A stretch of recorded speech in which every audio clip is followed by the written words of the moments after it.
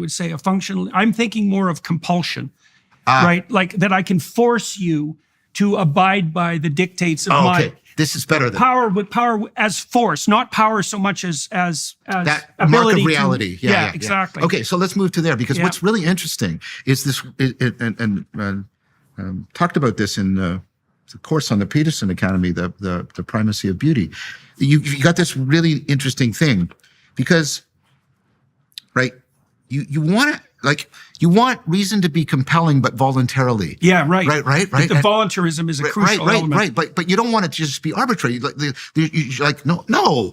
Reason compels me. We say things like that, and we don't think the person's insane. We go, "Oh, I get what you mean. That's a really good argument." And then this goes towards Frankfurt's notion of, well, reason is voluntary necessity.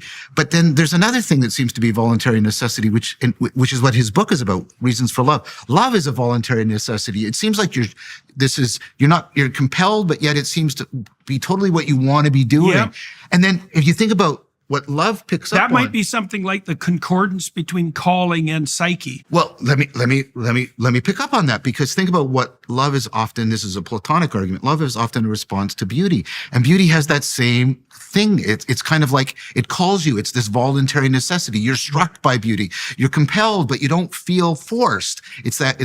Right. And so you've got this interlocking between reason and love and beauty. Yeah. Which I wonder if that's something like. See, you object to someone's arbitrary imposition of compulsion over you because this is one way of looking at it, is they're forcing you to perceive and communicate and to act in a manner that isn't in keeping with the structure of your values, right? So it strikes you as counterproductive with regards to your own aims, let's say, and that produces a sense of disharmony and rebellion. It could be that the reason that beauty and love can be compelling without being powerful in that compulsion way is that they speak to something like an emergent harmony of value that's part and parcel, you might say, of the soul. So beauty could compel you forward in part because it might be that if you integrated your values properly, you would be naturally oriented in consequence of the makeup of your soul towards those things that beauty and love are pointing to. Right. And let's not remember, beauty and love are also overlapping with reason. And you need reason because you have to care about the right things to reason well.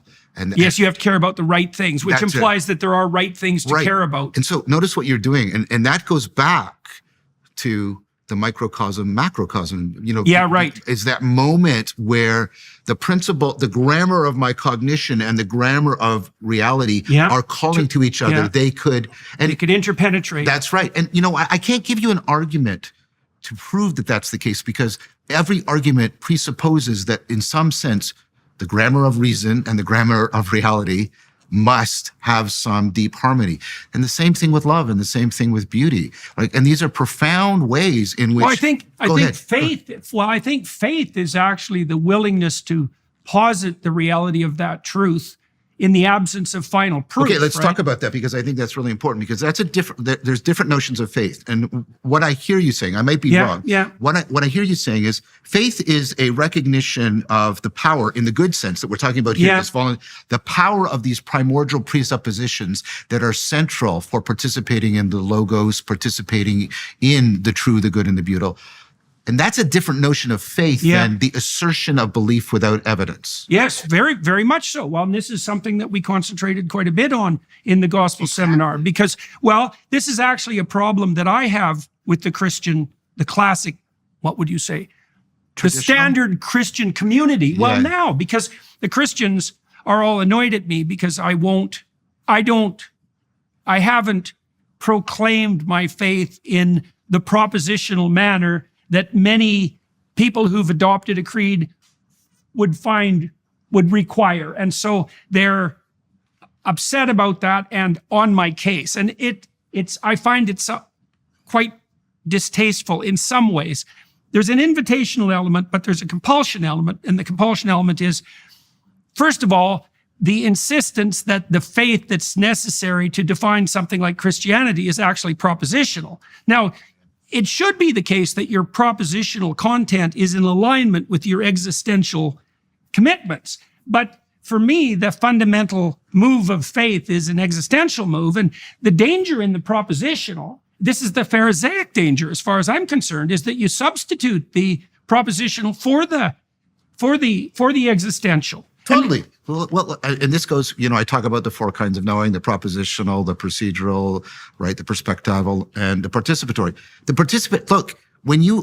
Think about the 2 levels you've gone from being a model to perhaps having a representation of it, and then trying to capture that model in a set of propositions. You're now 2 steps removed from the actual knowing that is you being the microcosmic model of the macrocosm. That's participatory knowing. That's the knowing that makes all the other knowings possible.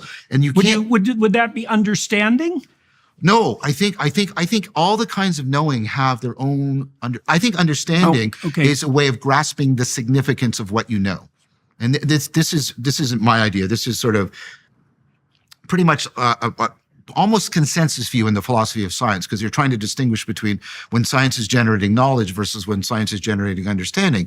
Because science will often say things that are false in order to generate understanding. Here's the atom. It looks like a solar system. Well, no, it doesn't. Right. Not at all. Right. Here's how gas works. Here's the ideal gas law. Well, there's no such ideal situations in reality. Right. Catherine Elgin writes about this in True Enough. So True Enough. Yeah. Right. Why do you do this? It's not that you don't care about the truth. It's that she calls them felicitous fictions, because what they're trying to do is they're trying to get you to properly orient on the significance of what is known, as opposed to give you evidence for coming to new beliefs and getting new knowledge. There's a difference there.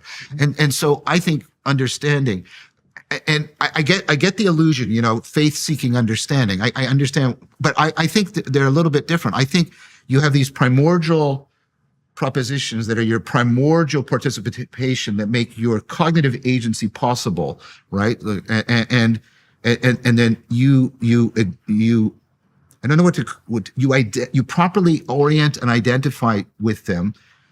And when you understand that, it's to step back and let them see how those primordial propositions are playing out. What's the significance landscape they're creating for you? That's what I think it means when that seems to me to be associated too with this idea of higher order ethical virtue. So of course. Let me walk through this with you for a second. Tell me what you think. Well, I've been thinking more and more about general psychopathology as a failure of maturation, right? So you mean like being a psychopath? Is that what you mean? Well, being a psychopath is a good example of that, because 2-year-olds, for example, are radically egocentric, right? They can't play with others. They can't occupy a shared mental space. They can't take turns. There's some proto-sharing that emerges, but they're not sophisticated, for example, at sharing toys. So the typical 2-year-old, and some of them are much more like this than others, they're oriented to the moment, and they're oriented to gratify the emotional or motivational state or whim that possesses them in the moment. Sure. Now, what happens as they mature, say from 2 to 4 in particular, is they learn how to bring another party into their goal-directed space and to unify their desires, their whims, their motivational states with that of another. That's how they make a friend. Is that what you mean by going up this hierarchy? Yeah, exactly. Okay, so now you can imagine these primordial motivational states and emotions, and we kind of know what the basic ones are. They're all pointers, fractionated pointers in an upward direction, but the upward direction actually emerges as a consequence of their interactions across time, but not only across time in a social space. And they weave themselves together. And this would be something like Jacob's ladder from the bottom up. They weave themselves together.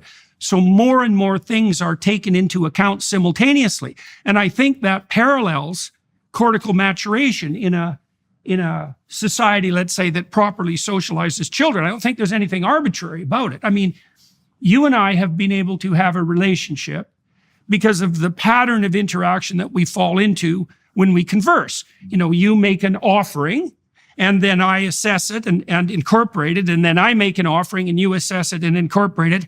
And we're able to do that in a way that jointly gratifies our desire to explore and integrate, right? And that is a cognitive act and a embodied act, but it's also something that indicates our fundamental concordance with each other at a level that's more than merely personal, right? You're doing something. This is the dialogos that you referred to, right? You're making an offering that I'm accepting and vice versa. But we can do that in a manner that makes both of us want to continue the process. And that's definitional. That's not an arbitrary definition of a moral interaction, right? It's very practical. It's like, well, and it's an optimistic viewpoint too, because then you could say that the patterns of action that most optimally facilitate the desire to continue the patterns of action are in principle, are pointers towards the most moral way of behaving, right? And that, I think that's manifest in something like play.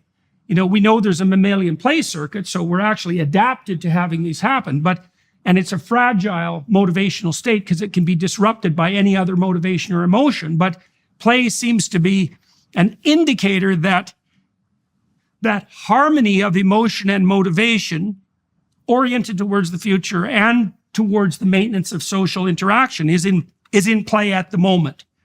And I don't think that this seems to me to be a very powerful argument against something like moral relativism. It's like, no, there are a very finite number of ways that you can pattern your dialogos, let's say, so that both parties involved want to stay involved in it over radically long spaces of time, and not just time, let's say, also different domains of inquiry. And that's there's nothing about that isn't highly constrained and orderly. Yeah, this is very, first of all, I think very highly of what you're saying. It's convergent with a lot of things that I also think highly of. This is Habermas's proposal of universal pragmatics, that there is in the very act of communication, and he doesn't mean simply information exchange. He means in the very act of dialogos, which I agree with him, is necessary for a properly functioning society, let alone a properly functioning democracy. That there are pragmatic, in the linguistic sense of pragmatic, there are pragmatic constraints that are there that are constitutively necessary in order for the dialogos that is person-making and culture-making and society-making to be present, and there are universal principles. Now, the products, like a conversation, there are universal principles. That doesn't mean the products are universal. Right. No, the process. The process is like... Well, and you added another layer to that, which is relevant with regards to emergence, because, you could say, well, we have to conduct ourselves in a certain manner, like all the participants did, let's say, at the gospel seminar, in order for everyone to want to continue the process in the highest possible manner. But then you could also say that works for you psychologically because it's compelling and interesting, and it works for both of us practically because we learn. But then as you expand the size of the group that process is operating in, you start to see a concordance between the operation of that dialogos and the possibility of sophisticated, complex societies emerging that aren't predicated on power. And I think that's why we have, for example, in the United States, we have the First Amendment. It's because it's a recognition that something like you have the right to engagement in the dialogos, not merely because it's a right, let's say, because you're made in the image of God, or it's a right because the state grants it. It's actually a right because it's a necessary precondition for the maintenance of the society as such. And that's not arbitrary. It's like it works for you. It works for the people you're immediately communicating with, but it also works to stabilize society across long spans of time and to make it grow. And so you can't dispense with that without bringing the whole hierarchy